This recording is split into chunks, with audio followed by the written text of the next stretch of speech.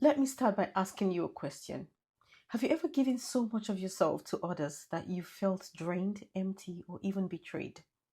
Maybe you thought you were doing the right thing, helping someone in need, going the extra mile, or putting their happiness above your own.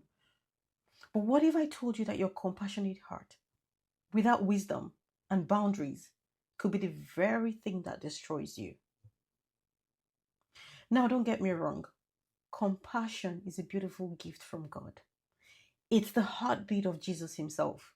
When he fed the 5,000, healed the sick, forgave the woman caught in adultery, he did it out of pure compassion. But even Jesus had boundaries. Even Jesus knew when to retreat, when to say no, and when to leave the crowd behind. If the Son of God understood the power of setting limits, why don't we? You see, the problem isn't your compassion, it's how you use it. Compassion without wisdom is like a river without banks. It overflows, drowns everything in its path, and eventually loses its direction.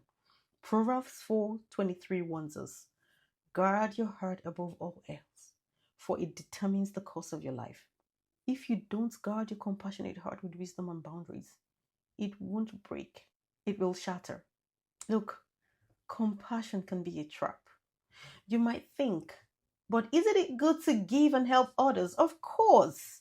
But when your kindness turns into enabling, when your empathy blinds you to manipulation, when your love becomes a tool in someone else's hands to exploit you, then your compassion is no longer a strength, it's a weakness. Take Judas, for example. Jesus loved Judas. He washed his feet, shared meals with him, and trusted him with the money bag. But Judas exploited that love and betrayed Jesus for 30 pieces of silver. Jesus' compassion wasn't the problem, Judas's hurt was. Yet, even in his compassion, Jesus didn't let Judas' betrayal derail his mission. He stayed focused, setting a boundary between what he could give and what he wouldn't allow. How many times have you poured yourself out for people who didn't deserve it?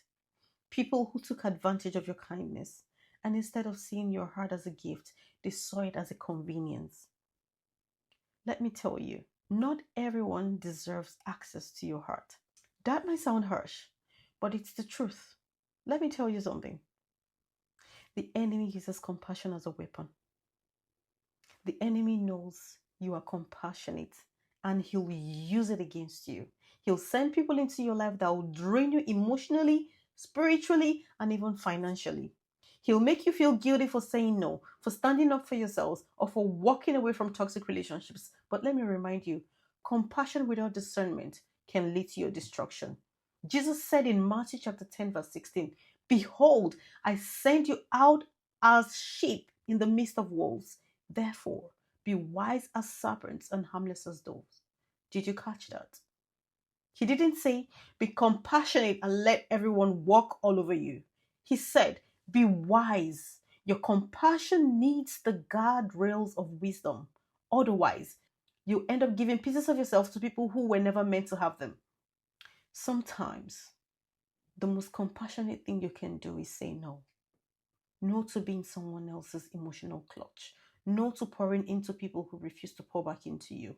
No to staying in places that God has already told you to leave. No is not unkind. It is necessary. Even Jesus said no when he needed to rest, when he needed to pray, or when people demanded miracles just to test him. Boundaries don't make you less loving. They make you more effective. They ensure that your compassion goes to the right places, to the right people, and at the right time. Without boundaries, you are not just hurting yourself, you are hurting the people you're called to help. Because if you burn out, who's going to carry the flame? Who's going to carry the flame? Now, let me leave you with this. Your compassion is tied to your calling. The enemy wants to drain you, so you are too exhausted to fulfill your purpose. But God is calling you to rise up, to love wisely, and to set boundaries that protect your heart and your mission. Remember Ecclesiastes chapter 3, verse 1. To everything there is a season and a time for every purpose under heaven. There is a time to give, and there is a time to withdraw. There is a time to help, and there is a time to let people figure it out on their own. And it takes wisdom to know the difference. So, what will you do with your compassionate heart?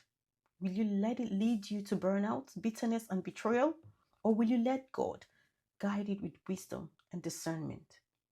The choice is yours. But let me leave you with this warning.